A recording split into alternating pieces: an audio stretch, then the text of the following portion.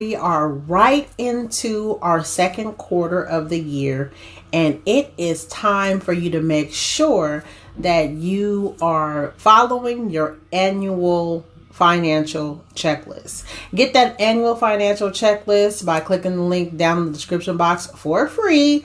Download it today. It's going to help you all throughout the year. Now, this month, we need to make sure that tax return or tax refund that we got, if you got a tax refund, that you're not spending all of it. I understand that you might have to spend a lot of it or you spend some of it, but don't spend all of it. At least saved $100 to $200 out of it if you got a tax refund.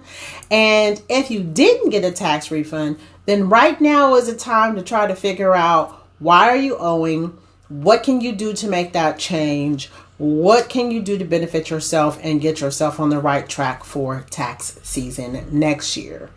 The next thing that you need to do is to make sure that you change your W-4. If you are an employee, make sure you change your W-4. Make sure that it is accurate, it is up to date, and that if you owed taxes, look at your W-4, find out what's going on. There's a reason why you owe taxes. What happened? You didn't get enough taxes taken out, right? And if you got a huge refund, look at the W-4 then too, because maybe you got too many taxes taken out, and you might be able to take that all throughout the year and put it in some type of high yield interest savings account. So go ahead and download that free annual financial checklist. Again, the link is down in the description box. And if you missed January through April, go ahead and click right here, because you can watch them back to back and download that free checklist. Have a great one.